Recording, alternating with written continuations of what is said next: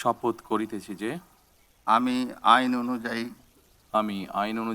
17 ফেব্রুয়ারি 2026 আগের সব প্রথা ভেঙে জাতীয় সংসদ ভবনে খোলা মাঠে শপথের মধ্য দিয়ে যাত্রা শুরু তারেক রহমান সরকারের। অজস্র চ্যালেঞ্জ আর আকাশচুম্বী প্রত্যাশা কাঁধে দায়িত্ব নিয়ে আসে সরকার পার করল 180 দিন। সরকার গঠনের পরই দ্রব্যমূল্য, বাজার নিয়ন্ত্রণ, আইন শৃঙ্খলার উন্নতি, বিদ্যুৎ জ্বালানি সরবরাহ সহ বেশ কিছু বিষয়কে অগ্রাধিকার দিয়ে 180 দিনের কর্মপরিকল্পনা ঠিক করে বিএনপি সরকার। এখন সে সময় পার হওয়ার পর কিভাবে মূল্যায়ন হবে সরকারের 180 দিন?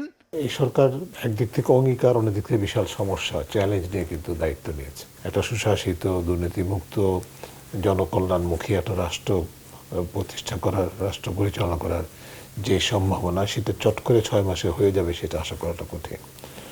তবে যেটা কিছু ইঙ্গিত তো পাওয়া যায়, তাতে আমার কাছে যেটা মনে হয় মোটা দাগে সর্বোচ্চ নেতৃত্ব পর্যায়ে বেশ কিছু দৃশ্যমান অভূতপূর্ব পদক্ষেপ দৃষ্টান্ত স্থাপন করার মতো দেখা যাচ্ছে, যেটি প্রশংসনীয়।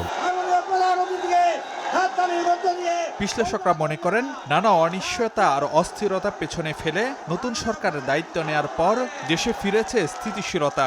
অনেক ক্ষেত্রেই প্রকাশ পেয়েছে নির্বাচনী প্রতিশ্রুতি বাস্তবায়নে সরকারের সদিচ্ছা, যার প্রতিফলন 10,000 টাকা পর্যন্ত কৃষি ঋণ মওকুফ, ফ্যামিলি কার্ড, কৃষক কার্ড, ইমাম মুয়াজ্জিন ভাতা, খাল খনন, বৃক্ষরোপণের মতো বেশ কিছু গণমুখী কর্মসূচি।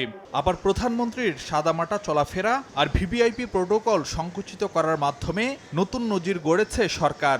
জবাবদিহিমূলক সরকারের একটা পরিচয় আমরা পেলাম। যতগুলো কমিটমেন্ট ছিল 6 মান্থে, তার ম্যাক্সিমাম এসে মিট করার চেষ্টা করেছে। খাল খনন বলেন, সার দেওয়া বলেন, কৃষকের ঋণ মওকুফ বলেন, ফ্যামিলি কার্ড, এটা বোঝা যাচ্ছে যে সরকার অনেক বেশি কমিটেড ম্যানিফেস্টোর প্রতি। আবার এই ম্যানিফেস্টোতে কমিটেড মানে হলো সরকার জনগণের প্রতি কমিটেড, জনগণের ভোটটা সে চায় আগামীতেও। বাজেটেও কিন্তু কিছু কিছু তারা প্রতিশ্রুতি দিয়েছে, কর্মসংস্থানের জন্য তারা বলেছে, বিনিয়োগের জন্য বিভিন্ন ধরনের কর সুবিধা এগুলা দিয়েছে। তো এগুলো সবই হচ্ছে যে কিভাবে অর্থনীতিকে চাঙ্গা করা যায়। 180 দিনের এই সরকারকে কঠিন পরীক্ষায় ফেলেছে গ্যাস বিদ্যুতের সংকট।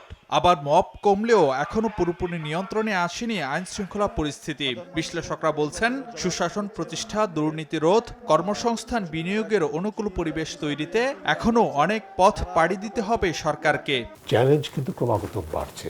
ঝুঁকির মূল সূত্রগুলো একদিক থেকে আমলাতন্ত্র, যারা ইতিবাচক পরিবর্তনের সম্ভাবনা যেগুলো আছে সেখানে তারা মূল প্রতিবন্ধকের ভূমিকা পালন করছে।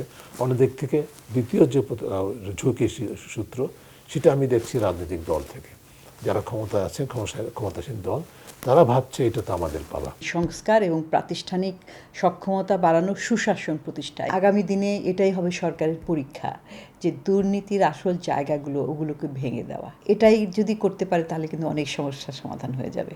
বেকারত্ব কীভাবে দূর করা যায়, আর্থিক বন্টনটা যেন সঠিকভাবে হয় এবং আইন শৃঙ্খলাটাকে অব্যাহতভাবে উন্নত করা। আপনি যতই উন্নয়নের কাজ করেন, যত ভালো ভালো কাজও করেন, কোনো কিছু টিকবে না যদি মানুষ নিরাপদ বোধ না করে।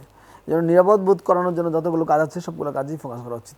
গত 6 মাসে কখনো কখনো দায়িত্বশীল কারো কারো মন্তব্য সরকারের জন্য ছিল বিব্রতকর। এক্ষেত্রে আগামীতেও সতর্ক থাকার তাগিদ বিশ্লেষকদের। পবিত্র একটি দায়িত্ব রয়েছে। ফারুক ভিয়া, রবিন, সময় সংবাদ, ঢাকা।